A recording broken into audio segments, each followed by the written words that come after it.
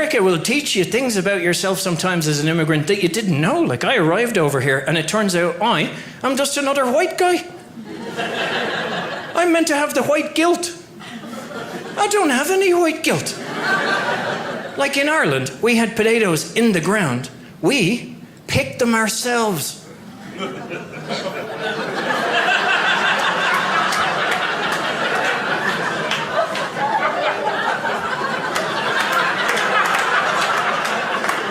We never went to like another continent, stole all their people, and made them pick the potatoes. That would be crazy. Who would do that? You want to know why this is immediately so funny to me, right? And not funny in the way that he meant for it to be funny. Like, I'm laughing at him, not with him, right? I read the book Going with the Wind many, many years ago, right? Actually, when I was in middle school, okay?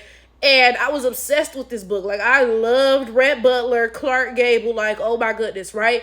And I was reading all about, the author and stuff. And this is why I know this off of the top of my head, right? Margaret Mitchell learned about, slavery and stuff firsthand from her family. She asked her family questions, and that's how she got the idea for the book, right?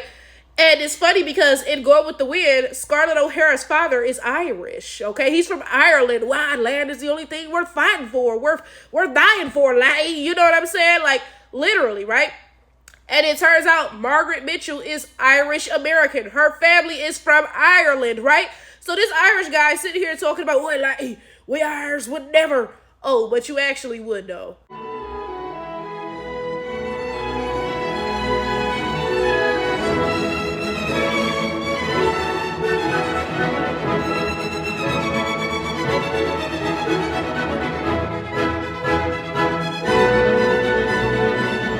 This is the funny thing, right?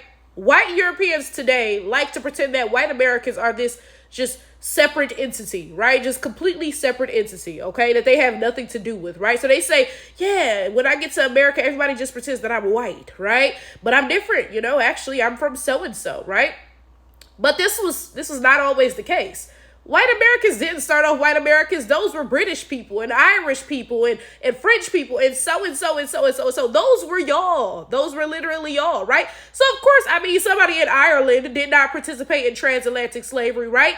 But the Irish people who came to America, absolutely they did. I cannot stand when white people pretend that they are not also accountable for white supremacy because of some little itty bitty difference. Oh, I'm a white woman, or oh, I'm an Irish white person, or oh, so and so and so.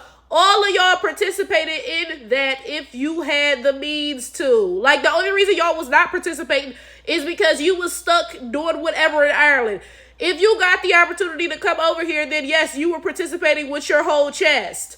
You want to know what's even funnier? Let me show y'all my DNA ancestry results real quick. Go ahead and take a second to look at that. Oh my goodness, y'all. Would y'all believe that I am 9% Irish? Now, how does that make sense? Because I ain't got no Irish parents or grandparents or great-grandparents or none of that, right? So where would that have come from? Oh, from transatlantic slavery. So it's funny hearing Irish people on here pretending that they were just off in Ireland picking potatoes and saying, we love the blacks, right? When really, if y'all came over to America, y'all participated in transatlantic slavery just like any other white person. And this is my thing. White people will sit around and they'll pretend, wait a second, they'll pretend that like they really had it worse or as bad as black people, right? Because Irish people specifically, they love to be like, oh, we were the slaves. We came over here as indentured servants. Okay, you came over here as indentured servants. First of all, that's not slavery because you came over here, you worked to pay for your fare over here, and then you were free to do whatever you wanted to do. Okay, so first of all, that is not chattel slavery by any means. So let's stop pretending that you had it how black people had it, right? But then this is my other thing. What do you think y'all did immediately after slavery?